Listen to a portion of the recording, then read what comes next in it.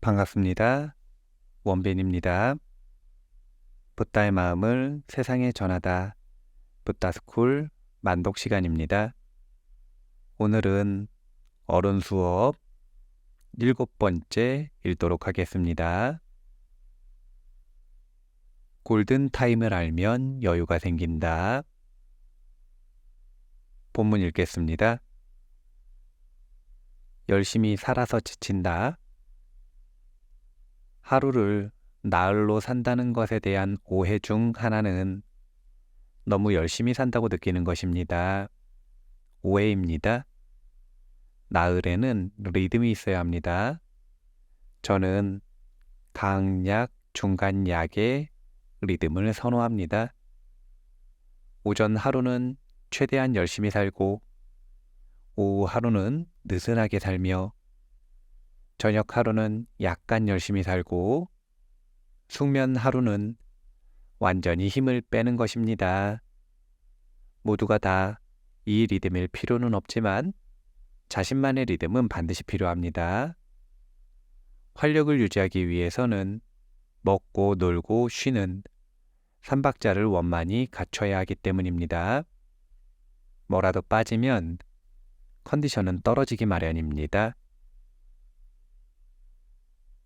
우리는 수행을 하고 공부를 하고 시간을 적절하게 효율적으로 나눠 쓰고 싶다면 골든타임을 알아야 합니다. 왜냐하면 현대인들은 노력기제에 중독되어 있습니다. 다른 게 아니라 이는 무엇이든 노력으로 해결하려는 태도입니다. 이렇게 노력하려고 하면 긴장의 힘을 통해 노력을 하는 애쓰는 버릇이 생기는데 사실은 이런 노력만 있는 게 아닙니다. 힘을 빼고 이완한 채 노력하는 방법도 분명히 있습니다. 우리가 그냥 긴장을 써왔을 뿐이죠. 그런데 이완을 하려면 휴식과 명상을 해야 합니다. 어른 수업의 주요 주제 중 휴식과 명상이 있는 이유가 다른 것 때문이 아니라 이완을 배우기 위해서. 그럼 이완을 왜 배우는가? 긴장과 이완의 균형을 맞추기 위해서입니다. 긴장 우위에서 벗어나서 이완을 할 수 있다면 그 균형감 때문에 우리가 올바른 효율적인 노력을 실천할 수 있다는 것 기억을 해둘 필요가 있습니다. 본문 계속 읽을게요. 리듬을 정할 때 최우선적으로 관찰해야 하는 것은 골든타임입니다. 사람은 모두 생체시계를 가지고 있고 이에 따른 생활의 흐름을 형성하고 있습니다. 일종의 바이오리듬인데 이에 따라 집중과 몰입력이 좋은 골든타임이 있기 마련입니다. 크게는 24시간 중에 언제가 골든타임인지를 찾아내야 합니다. 이 시간대를 강약, 중간약 중에 강한 리듬으로 둔다면 파레토 법칙의 20대 80 중 20의 시간을 찾은 것입니다. 저는 오전 시간대에 그날의 업무를 대부분 처리하고는 합니다. 골든타임이란 컨디션이 좋은 타이밍을 의미합니다. 한두 번 그런 것이 아니라 일상이라고 하는 항상성 속에서 우리가 확률적으로 이 시간대의 컨디션이 좋다라고 하는 것을 발견한다면 그러면 그 시간을 적극적으로 활용할 수 있게 되고 효율이 달라집니다. 우리가 집중과 몰입의 힘을 적극적으로 쓸 수 있고 써야 하는 시간대이기 때문입니다. 파레토 법칙에서 본다면 이 시간대에 일어나는 성과가 나머지 80의 모든 시간에 비례할 만큼 비교될 만큼 아주 강렬한 효과를 가져온다고 합니다. 골든타임 찾아야 합니다. 본문 계속 읽을게요. 작게는 오전, 오후, 저녁, 숙면, 나흘 각각의 골든타임도 찾아내면 좋습니다. 가장 집중력이 좋은 시점을 찾아낸다면 그 시간을 활용한 후 나머지 시간에는 여유를 가지고 이완된 상태로 살아갈 수 있는 자유가 생기기 때문입니다. 어차피 20%의 시간에 대부분의 효율이 오른다면 그 시간을 잘 활용하고 나머지 80%의 시간대에는 별다른 기대 없이 휴식으로 활용하는 것이 오히려 더 효율적이지 않을까요? 스마트폰에는 사용자의 활동을 추적하는 기능이 있습니다. 언제 어떤 어플리케이션에 가장 배터리를 많이 사용하는지를 추적하는 것입니다. 인간에게도 이런 기능이 있으면 참 편리하겠으나 자동화된 프로그램이 없으니 수행 주제로 삼아야 합니다. 시간 거지에서 벗어나 관리자로 나아가기 위해서는 이 주제를 윗바사나의 주제로 삼아 보시기 바랍니다. 자동화된 프로그램이 없습니다. 그래서 우리는 시간의 효율을 분석해 보기 위해 기록해야 합니다. 사람들은 자신의 기억을 과신하는 경향이 있지만 인간의 기억은 불확실합니다. 기본적으로 망각을 하고요. 기억도 잘 안 만들어지고요.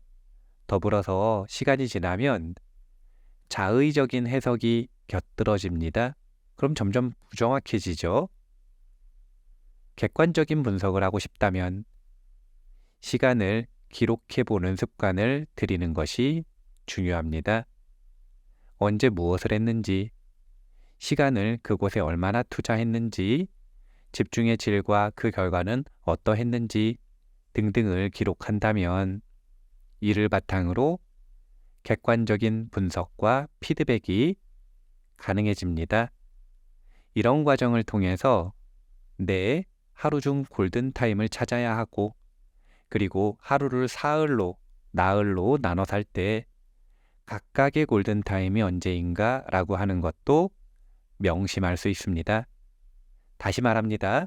골든타임을 찾기 위해서 이것도 중요하지만 골든타임 외에는 힘을 뺄 수 있도록 자신에게 허락하기 위해서 골든타임을 찾는 것입니다. 기억해 두셔야 돼요. 본문 읽을게요. 내 하루 중 골든타임은 언제인가? 오해를 바로잡으셨나요? 하루를 나흘로 사는 것은 이를 악물고 열심히 살라는 의미가 아닙니다. 반대로 쉬는 리듬에서는 더욱 몰입하여 휴식하기를 권장합니다. 강약, 중간약이 아니라 강으로 살면 이빨 다 빠지고 머리가 휘어져서 죽습니다.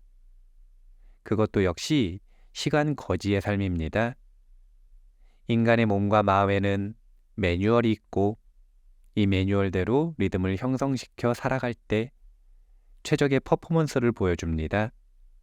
먹을 때는 잘 먹고 쉴 때는 푹 쉬며 놀 때는 즐겁게 놀고 만남을 할 때는 기뻐야 합니다. 쌀 때는 싸고 잘 때는 깊이 자야 합니다. 모두 다 리듬입니다. 골든타임을 찾아내서 자신만의 나흘 리듬을 만들어 보시기를 바랍니다. 다시 한번 정리하겠습니다. 골든타임을 찾는 이유는 두 가지입니다. 첫째는 골든타임을 적극적으로 활용하기 위해서입니다. 간과하기 쉽지만 이만큼 중요한 것이 두 번째, 효율이 떨어지는 시간대를 찾는 것입니다. 이 시간대에 괜히 효율 오르지 않도록 애써서 성과 없이 노력하면서 원기를 다 쓰지 말고 이 시간대에는 능동적이고 적극적으로 재충전과 휴식의 시간으로 활용해야 합니다.